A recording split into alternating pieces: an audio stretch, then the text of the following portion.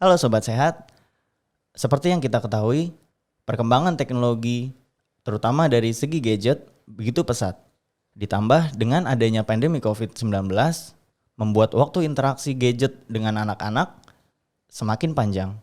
Nah, kira-kira ada nggak sih pengaruh atau efek negatif dari gadget dengan indera penglihatan anak? Yuk kita bahas.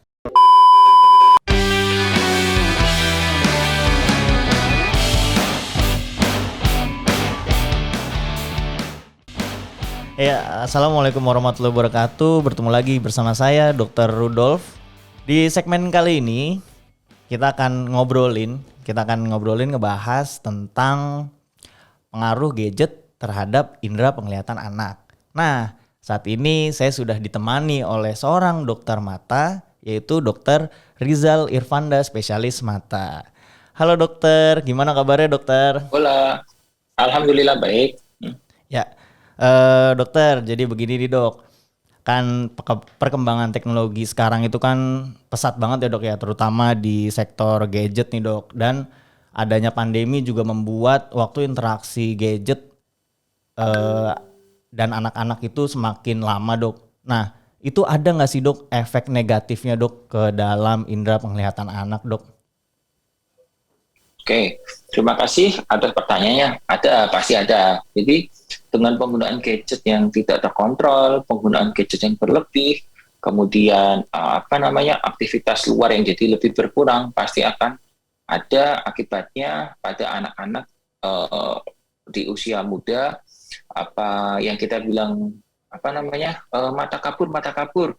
Tuh kok anak saya semenjak pandemi di depan komputer, di depan laptop kok jadi kabur. Nah, itulah yang kita sebut mata minus atau kalau orang kita bilang miop gitu ya. Ada pasti pengaruhnya.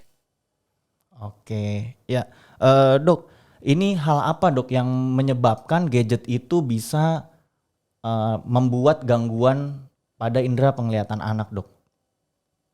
Oke, jadi ada beberapa teori ya. Salah satunya adalah teori keturunan. Eh, Kalau keturunan itu kita memang tidak bisa singkirkan, ya.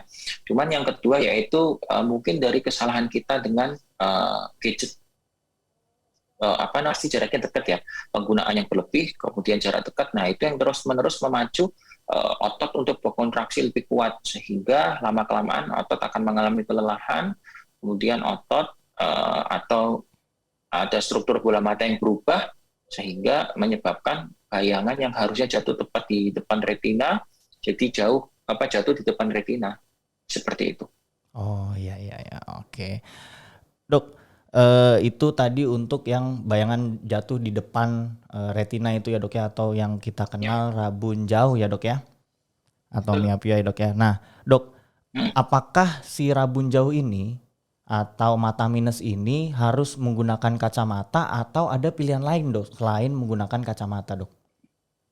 Oke, jadi ada beberapa contoh terapi yang paling mudah ya dengan kacamata. Kan ada kacamata, ada lensa kontak, ada operasi.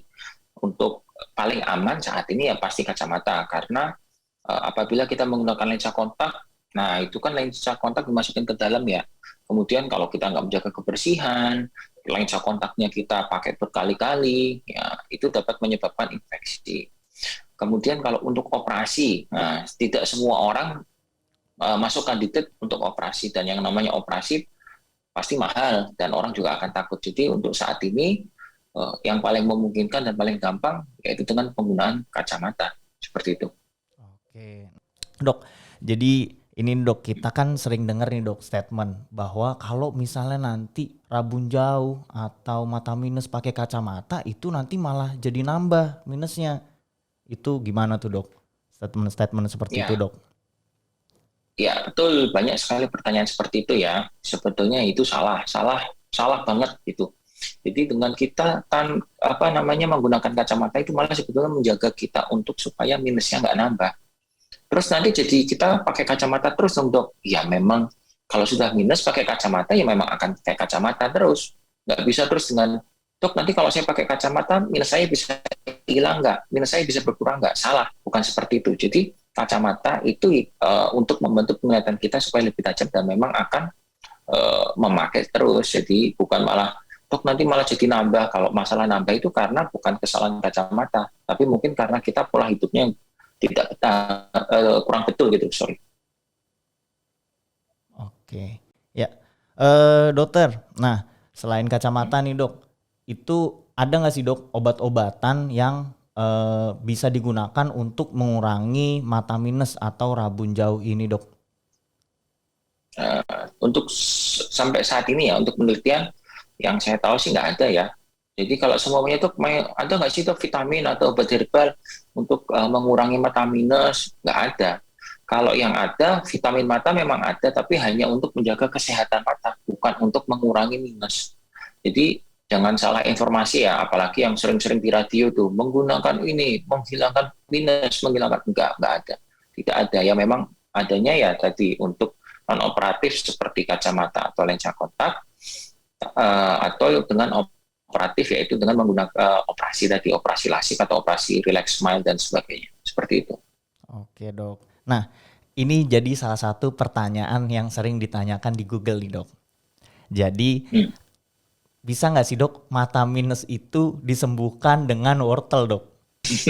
Ya, jadi yang kita tahu wortel itu memang mengandung vitamin, beta karoten dan sebagainya. Jadi itu hanya untuk menjaga supaya kesehatan mata, tidak untuk mengurangi minus. Kalau mungkin ya kalau menurut saya itu kalau cerita-cerita waktu zaman residen, kenapa sih kok waktu kita zaman sekolah kenapa kok wortel itu bisa bagus untuk mata? Ya itu pernah nggak sih lihat kelinci pakai kacamata? Enggak kan?